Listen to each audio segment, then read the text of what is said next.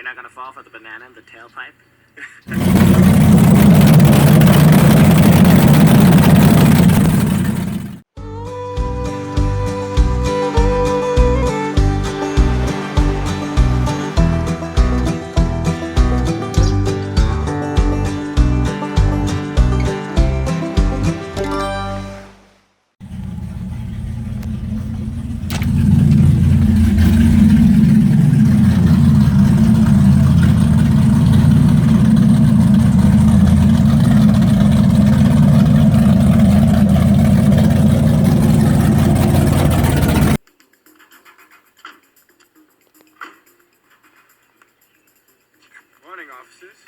Yeah, we're not gonna fall for a banana in the tailpipe. You're not gonna fall for the banana in the tailpipe? It should be more natural, brother. It should flow out like this. Look, man, I ain't falling for no banana in my tailpipe. See, that's more natural for us. You've been hanging out with this dude too long.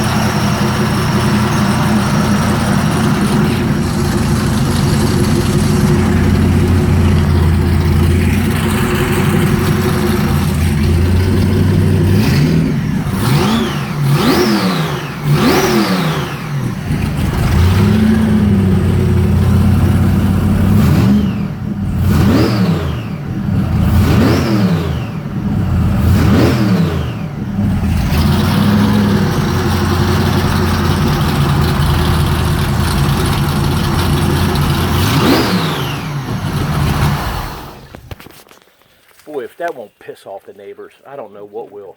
Good afternoon. Welcome to the channel. My daily vlog that I put up once a week.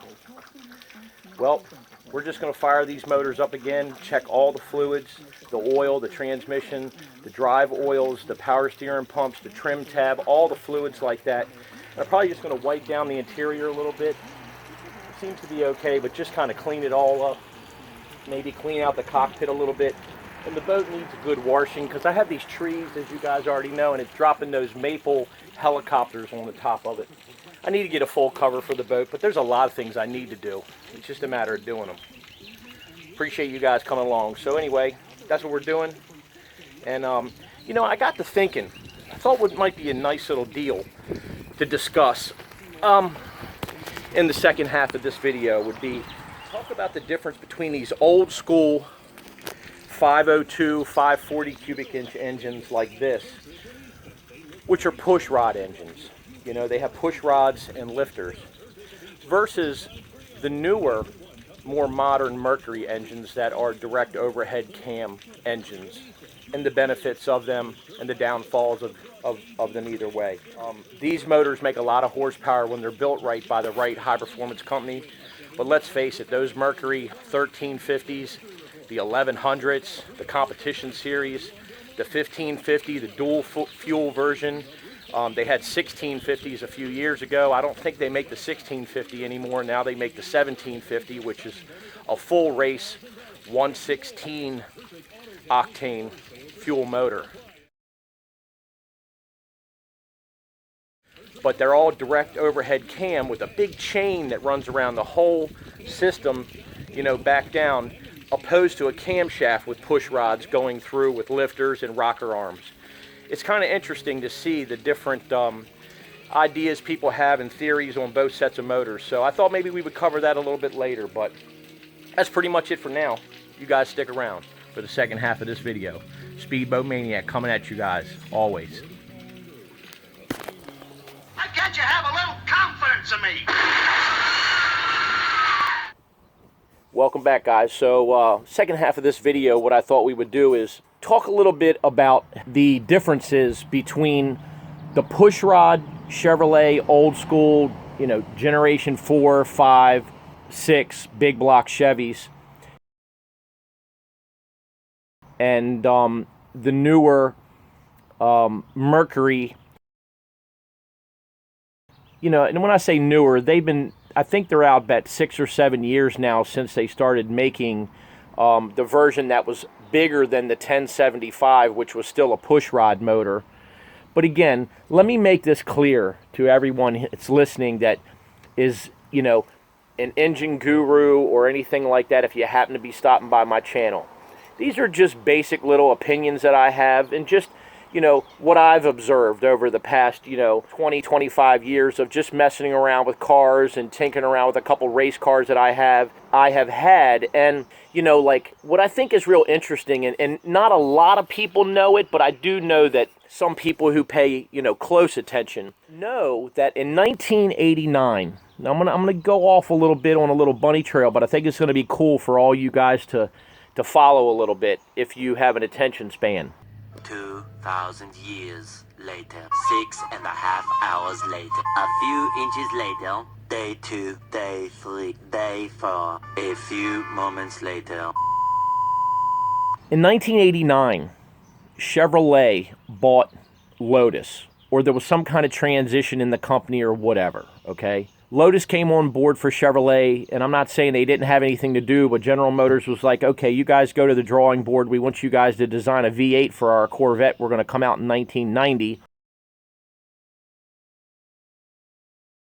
And kind of reshape the car, even though it's still going to be a Generation 4 or a C4. And by the way, this is not a Corvette vlog. It's just, I've had 11 Corvettes, so I know a little bit about it. So Lotus designed this engine. Chevrolet goes to start building it and manufacturing it, and they go, oh, daggone, we can't do this here, so we have to outsource it.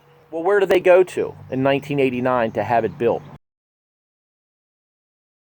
They go to Stillwater, Oklahoma, to Mercury Racing, and they go, no problem, we'll build the engine for you. Well, if any of you guys, you know, happen to be out there and know anything like this, it was the LT5 5.7 liter 350 cubic inch Chevrolet Corvette ZR1 motor.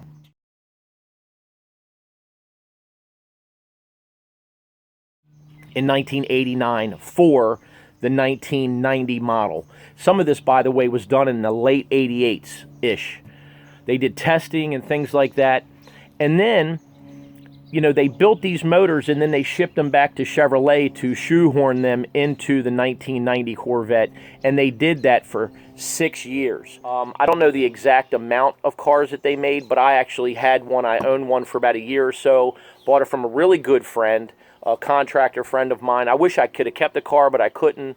Things were a little tight. Anyway, it was a 1992 red exterior, white interior with the LT5 motor. Well, why am I talking about the Corvette and the LT5 motor and blah, blah, blah? Well, the LT5 Corvette motor, as you guys know, anybody who follows any of this, had direct overhead cam. 2 camshafts that ran on the top of each cylinder head, pretty wide, with a spark plug that went down through the middle. Now look, I don't know nothing about patents and engineering and who did what or whatever, but basically splayed valves, almost like a Hemi, a hemispherical head for Chevrolet. But it was a completely different patent and design, and again, Chevrolet couldn't build it at their factory, at their engine manufacturing facility. They outsourced it to Mercury Racing. And they did like 4,000 or 5,000 of these cars in the course of 6 years, from 90 to 95 for the ZR1.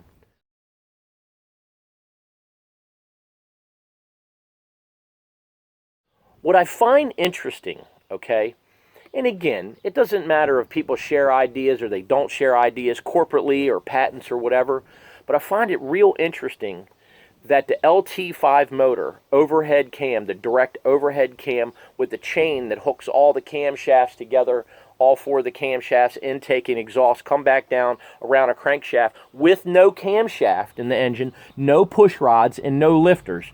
Just the valve tappets up top, so it's direct. Direct overhead cam. The way he just sailed out there. The way you went sailing right out there. Well, he was passing me when he sailed right out there.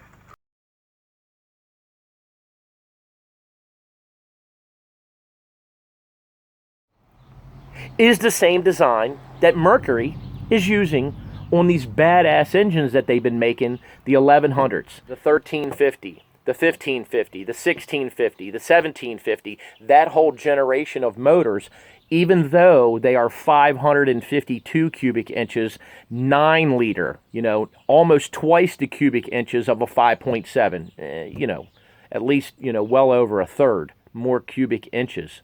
9 liters, 552 cubic inches, direct overhead cam, or they call it a QVC, you know. You big dummy!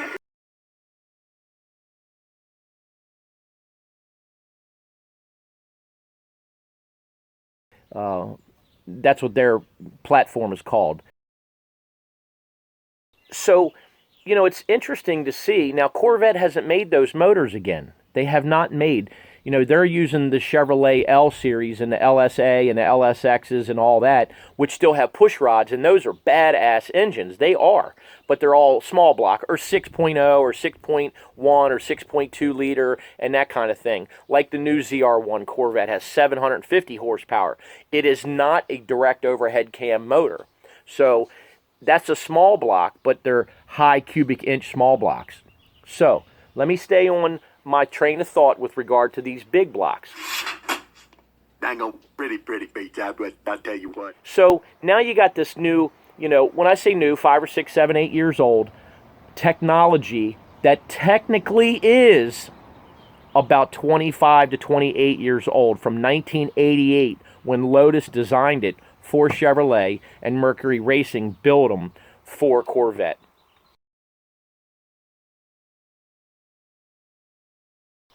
And then you blink, 25 years goes by, and now it's the same setup, give or take. Now, look, these motors now from Mercury, they obviously have huge turbochargers, twin turbochargers. They've changed a lot of it, and they have the 860 motor now, which is a naturally aspirated, no supercharger, no turbocharger, no power adder, no anything, 860 horsepower. And I believe it's 89 or 91 octane. I'm not sure. I'll put up some of the facts somewhere in here. You guys can check it out. But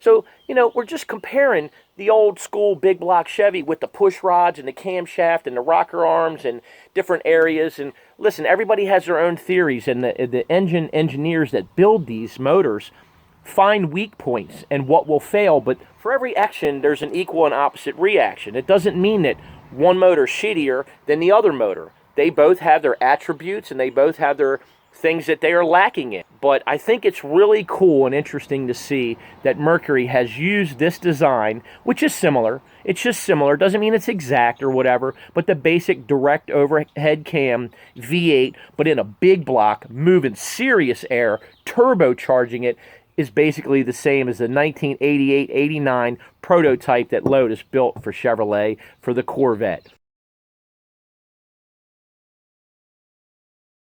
So that's pretty much all I wanted to share today, you guys. I appreciate you coming along. And again, we're just doing some couple little things today on the boat. Man, I'm not sure when we're going to get the boat out on the water, if it'll be another week or two. I am itching, but again, guys, things been slow for me.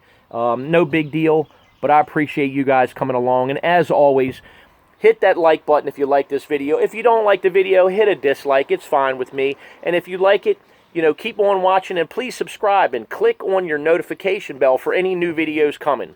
So that's pretty much it, guys. We appreciate you coming along, and as always, we'll see you on the next one, and God bless.